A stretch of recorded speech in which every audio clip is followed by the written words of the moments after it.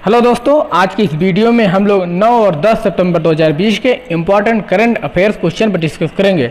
दोस्तों, आज की इस वीडियो की पीडीएफ फाइल आप इस वीडियो के डिस्क्रिप्शन में डाउनलोड कर सकते हैं।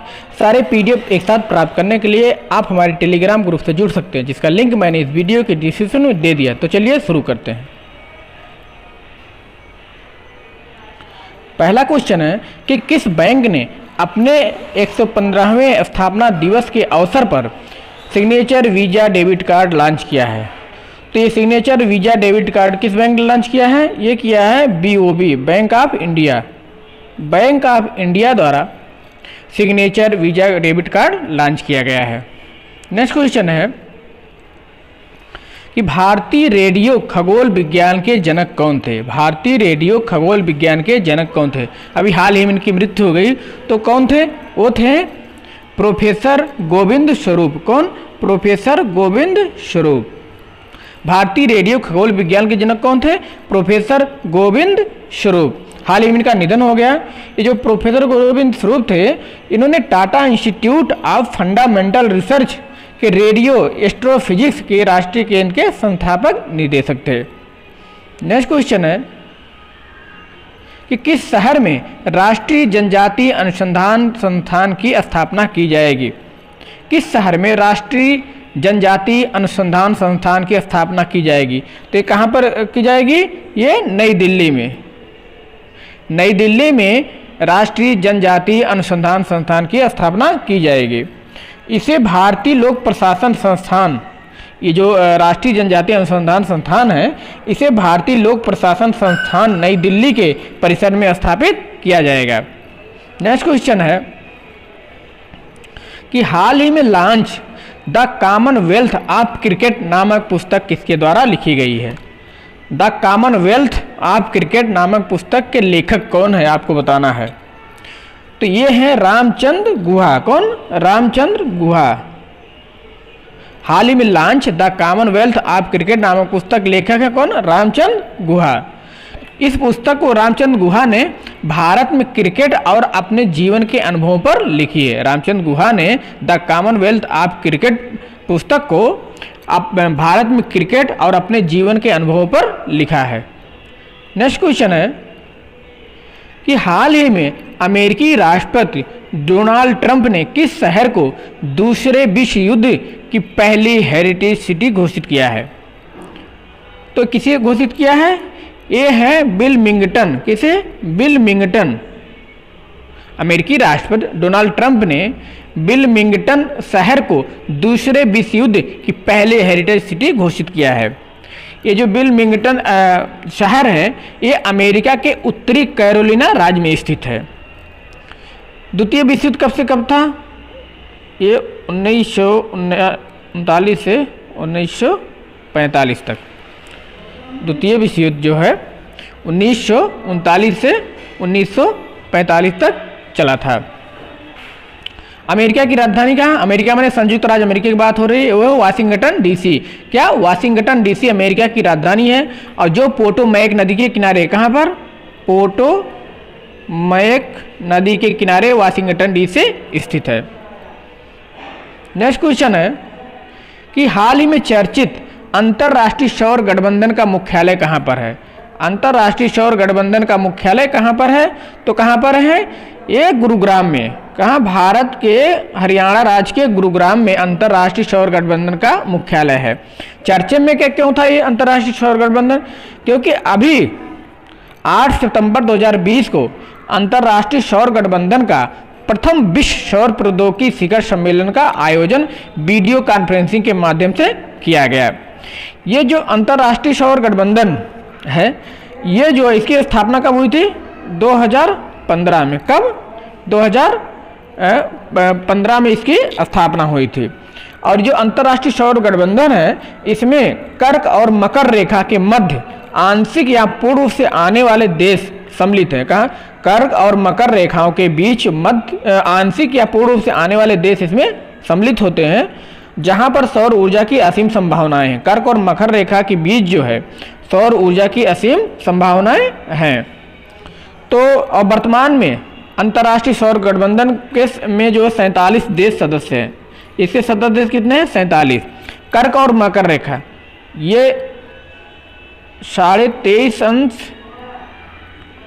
उत्तरी अक्षांश को कर्क रेखा कहते हैं और 23.5 अंश दक्षिणी अक्षांश को मकर रेखा कहते हैं। 23.5 अंश उत्तरी अक्षांश को कर्क रेखा कहते हैं और 23.5 अंश दक्षिणी अक्षांश को मकर रेखा कहते हैं। भारत के लगभग बीचों बीच से कर्क रेखा जाती है। भारत के लगभग बीचों बीच से कर्क रेखा गुजरती है, 8 राज्यों से होकर गुजरती है। नेक्स्ट क्वेश्चन है, हाल ही में चर्चित बिम्स्टेक का मुख्यालय कहाँ पर है? हाल ही में चर्चित बिम्स्टेक का मुख्यालय कहाँ पर है? तो बिम्स्टेक का मुख्यालय कहाँ है? वो है ढाका में। कहाँ? ढाका।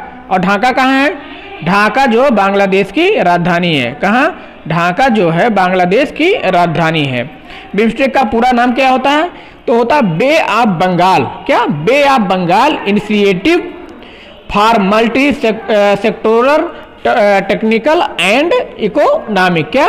बे of Bengal initiative for multi sectoral technical and economic cooperation.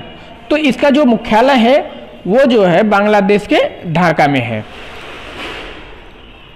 और ये जो बिम्स्टेक की स्थापना कब हुई थी?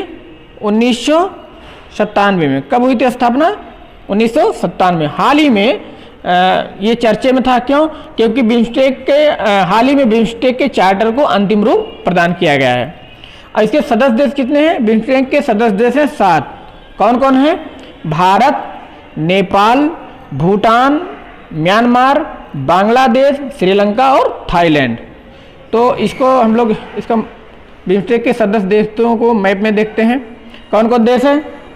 एक तो है भारत और नंबर 2 ये नेपाल, ठीक, और नंबर 3 यहाँ है भूटान और नंबर 4 है म्यांमार। ये 4 हो गया म्यांमार। और बांग्लादेश इधर है, बांग्लादेश 5 हो गया, ठीक, श्रीलंका 6 हो गया और थाईलैंड 7 हो गया। तो इस जो है बिम्स्टेक अर्थात bay of Bengal initiative for multi sectoral technical and economic, तो इसके जो है 7 सदस्य देश है। भारत, नेपाल, भूटान, म्यांमार, बांग्लादेश, श्रीलंका और थाईलैंड। इसमें 7 सदस्य देश हैं। नेक्स्ट क्वेश्चन है कि किस राज्य में कोविड-19 विजय रथ का शुभारंभ किया गया है?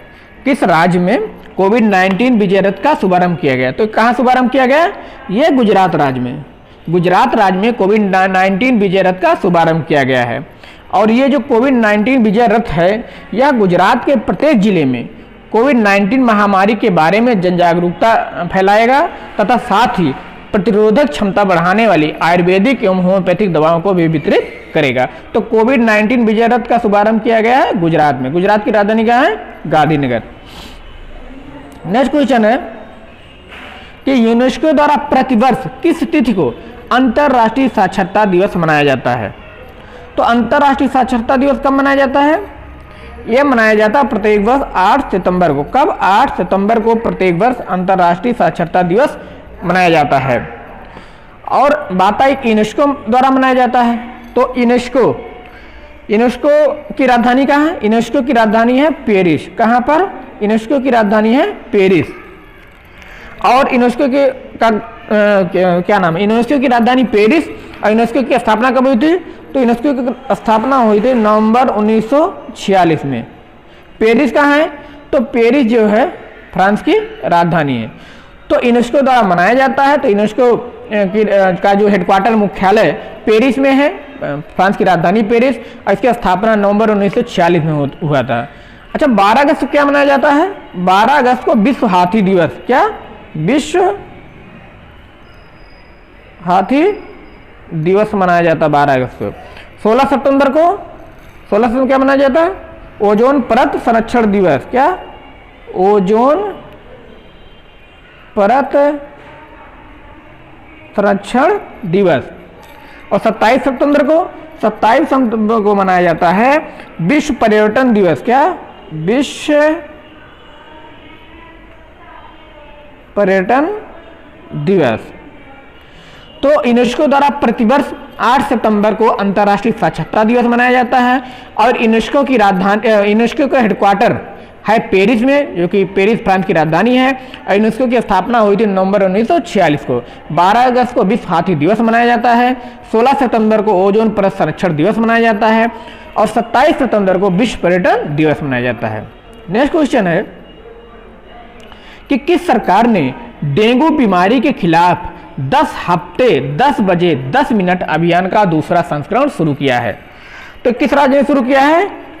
ये दिल्ली सरकार ने। दिल्ली सरकार ने डेंगू बीमारी के खिलाफ 10 हफ्ते 10 बजे 10 मिनट अभियान का दूसरा संस्करण शुरू किया है। इसकी शुरुआत जो है अरविंद केजरीवाल, वहां के मुख्यमंत्री हैं, अरविंद केजरीवाल ने अपने आवास पर सफाई करके इस अभियान की शुरुआत की है। नेक्स्ट क्वेश्चन है कि मानव कैलकुलेटर के रूप में प्रसिद्ध नीलकंठ भानुप्रकाश द्वारा विश्व की पहली मस्तिष्क प्रशिक्षण प्रयोगशाला किस राज्य में स्थापित की गई है? ये जो नीलकंठ भानुप्रकाश हैं, नीलकंठ भानुप्रकाश, इन्हें मानव कैलकुलेटर के रूप में जाना जाता है। इन्होंने विश्व की पहली मस्तिष्क प्रयोगशाला स्थापित की है। तो कहां पर स्थापित की है? तो तेलंगाना राज्य में। कहां? तेलंगाना राज्य में। इसका ये जो इन्होंने विश्व की पहली मस्तिष्क प्रशिक्षण प्रयोगशाला स्थापित किया, इसका उद्देश्य क्या है? इसका उद्देश्य है सरकारी स्कूल के बच्चों को आसानी से गणित सिखाना। क्या? सरकारी स्कूल के बच्चों को आसानी से गणित सिखाना। ये जो नीलकंठ भानुप्रकाश हैं, इन्होंने लंदन में आयोजित माइंड स्पोर्ट ओलंपियाड की मानसिक गणना विश्व चैंपियनशिप में स्वर्ण पदक जीता था, और जो कि अब तक भारत के लिए पहला स्वर्ण पदक है। अब तक जो है केवल यही जो है इसमें भारत के लिए स्वर्ण पदक जीते हैं। तेलंगाना की कैपिटल क्या है? तेलंगाना की कैपिटल है हैदराबाद। हैदराबाद। और अभी आंध्र प्रदेश की भी राजधानी हैदराबाद है। नेक्स्ट क्वेश्चन है कि हाल ही में किस तूफान ने जापान एवं दक्षिण कोरिया को प्रभावित किया है? हाल ही में किस तूफान ने जापान एवं दक्षिण कोरिया को प्रभावित किया है? तो यह है हैसियन तूफान। कौन? हैसियन तूफान ने अभी हाल ही में जापान एवं दक्षिण कोरिया को प्रभावित किया है। इसका हम लोग लोकेशन देख लेते हैं दक्षिण कोरिया और जापान के।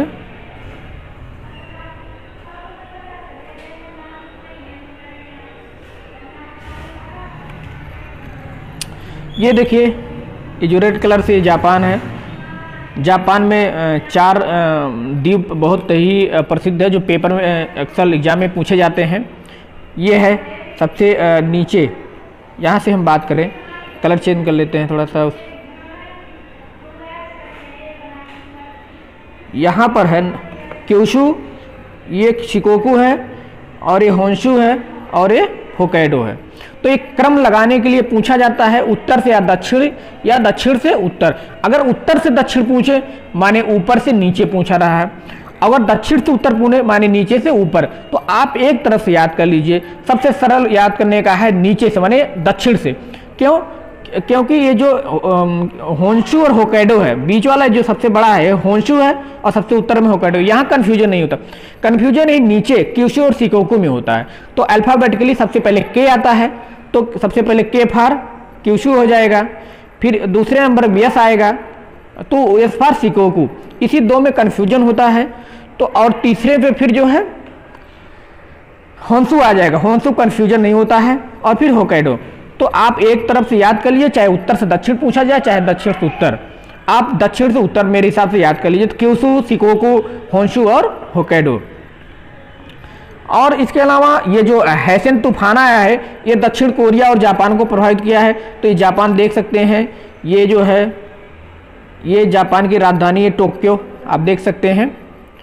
और फिर ये दक्षिण कोरिया को प्रभावित किया है। तो ये दक्षिण कोरिया इतना, ये दक्षिण कोरिया देश है। क्या है? दक्षिण कोरिया देश है। ये दक्षिण कोरिया इतना, दक्षिण कोरिया की राजधानी क्या है? ये है सियोल। क्या? सियोल। सियोल ये यहाँ पर है, आप देखिए, देख सकते हैं, ये सियोल यहाँ पर है, सियोल, ये सियोल, सॉरी ये सियोल है। और इसके उत्तर में ना उत्तर कोरिया है, ये देख सकते हैं आप, ये उत्तर कोरिया है, ये पूरा ये वाला भाग इतना उत्तर कोरिया है। और इसके दक्षिण में, माने नीचे जिसको हम लोग कह लेते हैं, ये दक्षिण कोरिया है। दक्षिण कोरिया की राजधानी सियोल और जापान की राजधानी टोक्यो। ये देखिए टोक्यो यहाँ पर है, ये जापान सागर सी आप जापान। चलते हैं अगले क्वेश्चन पे। मनोरोगियों को राहत एवं सहायता उपलब्ध कराने के लिए सामाजिक न्याय एवं अधिकारिता मंत्री द्वारा किस नाम से एक हेल्पलाइन की शुरुआत की गई है? तो किस नाम से शुरुआत की गई है हेल्पलाइन? ये किरण नाम से। मनोरोगियों को राहत और सहायता उपलब्ध कराने के लिए सामाजिक न्याय एवं अधिकारिता मंत्री द्वारा किरण नाम से एक हेल्पलाइन की शुरुआत की गई है। और ये सामाजिक न्याय एवं अधिकारिता मंत्री कौन है? ये है थावर चंद गहलोत। कौन? थावर चंद गहलोत। ये सामाजिक न्याय एवं अधिकारिता मंत्री हैं, इनके द्वारा ही किरण नाम के एक हेल्पलाइन शुरुआत की गई है। नेक्स्ट क्वेश्चन है कि हाल ही में किस तिथि को international day to protect education from attack मनाया गया, अर्थात शिक्षकों को हमले से बचाने का अंतर्राष्ट्रीय दिवस मनाया गया, मनाया जाएगा। किस तिथि को? International day to protect education from attack. ये किस तिथि को मनाया गया, मनाया जाएगा?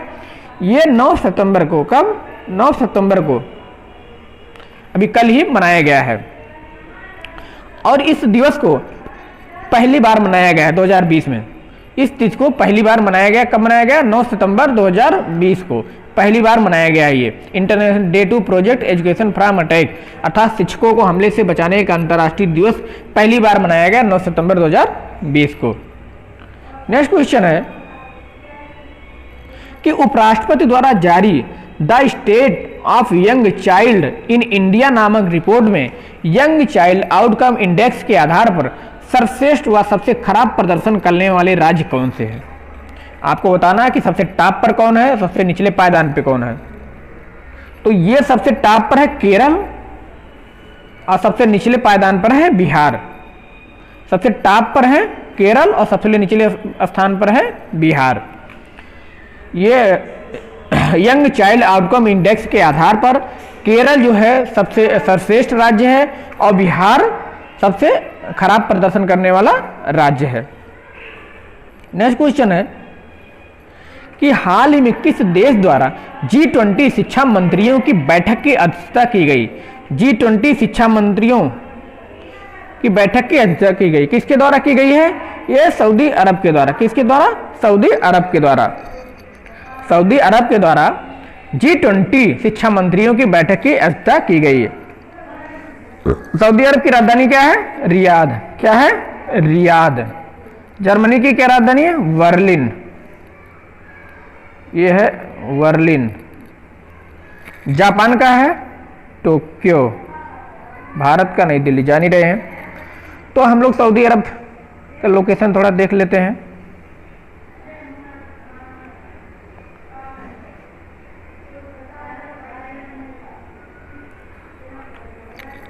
ये एशिया महाद्वीप, ये जो पीले कलर का है पूरा एशिया महाद्वीप है। इधर देख सकते हैं ये भारत है और ये पाकिस्तान है। ठीक है, इधर हमको देखना है, क्या देखना है? सऊदी अरब। सऊदी अरब कहाँ है? तो थोड़ा सा कलर चेंज करना था। सऊदी अरब ये पूरा है, आप देखिए ये पूरा ये वाला भाग, ये जो बीच वाला, ये सऊदी अरब लिखा भी गया है इसमें। सऊदी अरब, ये देखिए सऊदी अरब की राजधानी क्या है? रियाद। क्या है? रियाद। ये देखिए ये रियाद है। सऊदी अरब की राजधानी क्या है? रियाद। सऊदी अरब के जो है दक्षिण में आप देख सकते हैं ये यमन देश है। कौन सा देश है? यमन।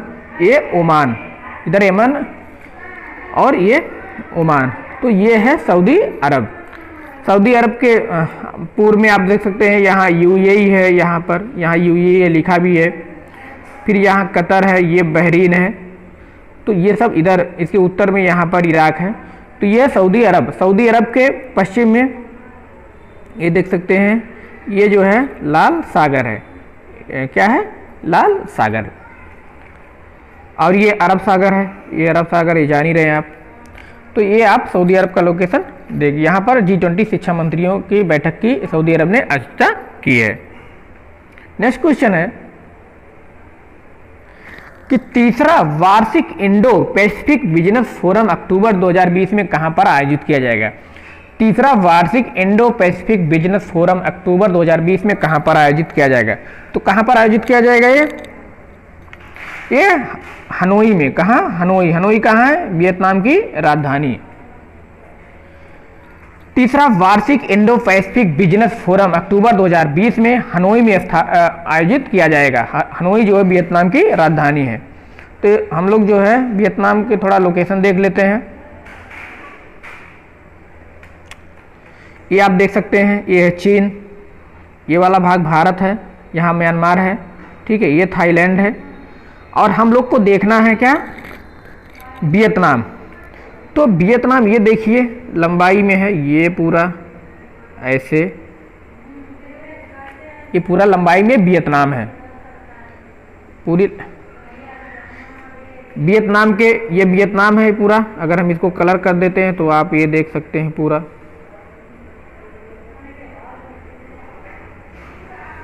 ये देखिए हंसिए की तरह पूरा, ये पूरा वियतनाम है, ठीक है। जो हमने कलर कर दिया पूरा वियतनाम है।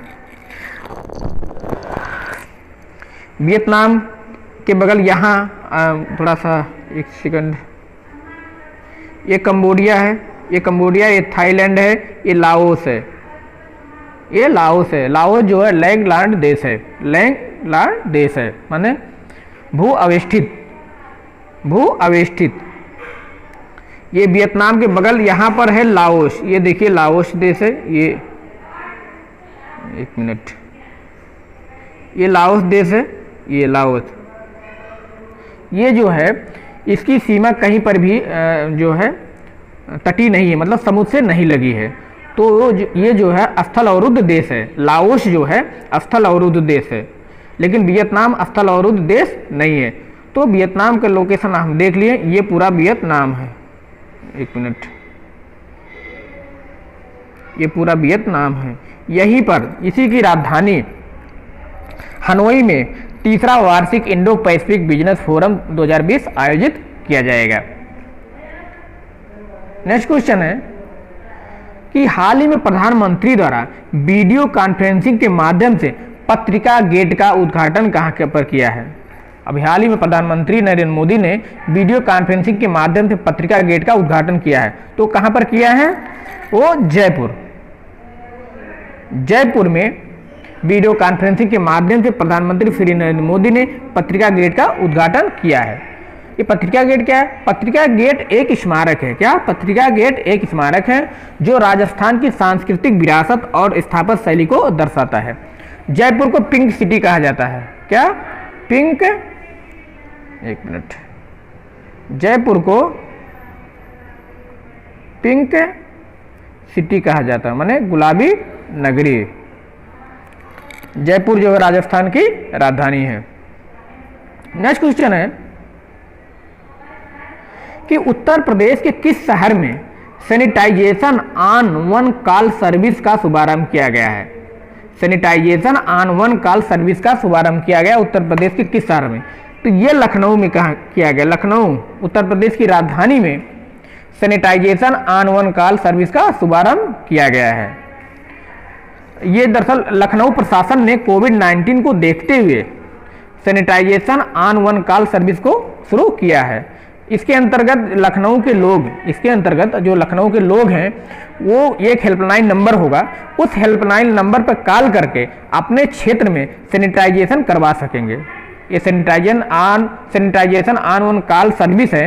इसके अंतर्गत क्या होगा, ये लखनऊ के जो निवासी है, जो लोग हैं, वो एक हेल्पलाइन नंबर है, उस पर कॉल करके अपने क्षेत्र में सैनिटाइजेशन करवा सकेंगे। नेक्स्ट क्वेश्चन है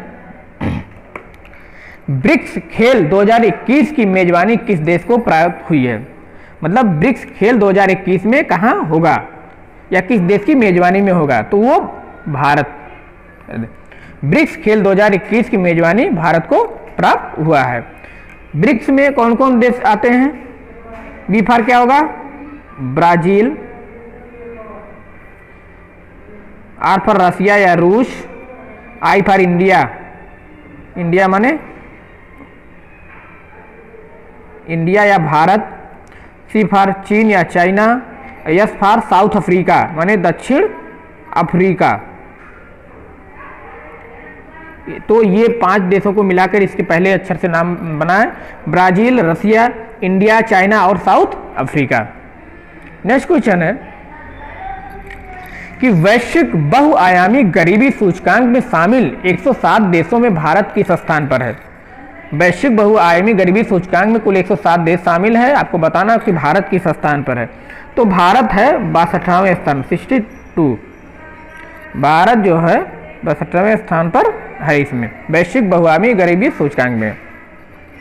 नेक्स्ट क्वेश्चन है कि राष्ट्रीय सांख्यिकी कार्यालय की रिपोर्ट के अनुसार क्या सत्य है? आप ये राष्ट्रीय सांख्यिकी कार्यालय की रिपोर्ट है, इसके अनुसार बताना आपको क्या सत्य है। केरल, दिल्ली व उत्तराखंड में क्रमशः सबसे अधिक साक्षरता है। सही गलत? सही है। साक्षरता के मामले में केरल पहले स्थान पर है, दिल्ली दूसरे स्थान पर व उत्तराखंड तीसरे स्थान पर। केरल, दिल्ली व उत्तराखंड क्रमशः सबसे अधिक साक्षरता वाले राज्य हैं। सांख्यिकी, ये जो राष्ट्रीय सांख्यिकी कार्यालय की रिपोर्ट उसके अनुसार बात हो रही है। वैसे भी केरल साक्षरता के मामले में सबसे टॉप पर है। तो केरल, दिल्ली व उत्तराखंड में क्रमशः सबसे अधिक साक्षरता है। दूसरा कथन क्या है? आंध्र प्रदेश, राजस्थान व बिहार सबसे कम साक्षर वाले राज्य हैं। सही कि गलत? जनगणना 2011 के अनुसार बिहार सबसे कम साक्षरता वाला राज्य है, लेकिन जो राष्ट्रीय सांख्यिकी कार्यालय की रिपोर्ट आई है उसके अनुसार सबसे कम साक्षर वाला राज्य है आंध्र प्रदेश। आंध्र प्रदेश अंतिम पायदान पर है। आंध्र प्रदेश अंतिम सबसे निचले स्थान पर, सबसे निचले स्थान पर, या इसको आप ऐसे लिख सकते हैं, आंध्र प्रदेश जो है सबसे कम साक्षरता किसमें है? आंध्र प्रदेश में। फिर उसके बाद उससे ज़्यादा राजस्थान में, फिर उससे ज़्यादा बिहार में। तो इसके दोनों कथन सही है, तो इसका ये और दोनों सत्य हो जाएगा। नेक्स्ट क्वेश्चन है कि किस राज्य सरकार ने किसी भी चीनी कंपनी को प्रदेश में सीधे टेंडर डालने पर रोक लगा दी है? तो किसने रोक लगाया है? ये उत्तर प्रदेश। उत्तर प्रदेश राज्य सरकार ने किसी भी चीनी कंपनी को प्रदेश में सीधे टेंडर डालने पर रोक लगा दी है। नेक्स्ट क्वेश्चन है कि किस बैंक ने एटीएम कार्डलेस कैश निकासी सुविधा शुरू की है? किस बैंक ने एटीएम कार्डलेस कैश निकासी की सुविधा शुरुआत की है? कौन बैंक है? ये है आरबीएल। कौन? आरबीएल बैंक ने एटीएम कार्डलेस कैश निकासी सुविधा शुरू की है। आरबीएल बैंक ने यह सुविधा 40,000 रुपये तक की निकासी पर प्रदान किया है। ये आरबीएल बैंक ने ये जो सुविधा दिया है 40,000 रुपये तक की निकासी पर प्रदान किया है। आरबीएल का पूरा नाम क्या है? The Ratnakar bank limited. क्या है? The Ratnakar bank limited. RBL का पूरा नाम है the Ratnakar bank limited. Next question है और अंतिम क्वेश्चन है कि हाल ही में लॉन्च ब्रेकिंग द कोकून @40 नामक पुस्तक के लेखक लेखिका कौन? ये पुस्तक है ब्रेकिंग द कोकून @40। ये पुस्तक का नाम है। इसके लेखक या लेखिका कौन है? ये है राधा नायर। कौन? राधा नायर ये महिला है। इनकी पुस्तक है ब्रेकिंग द कोकून @40। एक नीना राय है, इनकी भी इंपॉर्टेंट पुस्तक आई थी। क्या नाम है? अमेजिंग अयोध्या इनका है। क्या? अमेजिंग अयोध्या इनकी पुस्तक का नाम है। एम वीर लक्ष्मी कौन है? एम वीर लक्ष्मी ये जो है भारत की पहली भारत की पहली महिला एम्बुलेंस ड्राइवर हैं। तमिलनाडु में इनकी नियुक्ति की गई है। एम वीर लक्ष्मी, भारत की वीर नाम से ही लगता है कि कुछ वीरता का काम करें, तो ये जो है भारत की पहली महिला एम्बुलेंस ड्राइवर है। तो दोस्तों आज इतना ही। अगर ये वीडियो आपको पसंद आए तो इसे लाइक और शेयर जरूर करें तथा साथ ही साथ इस चैनल को भी सब्सक्राइब करें। Thanks for watching.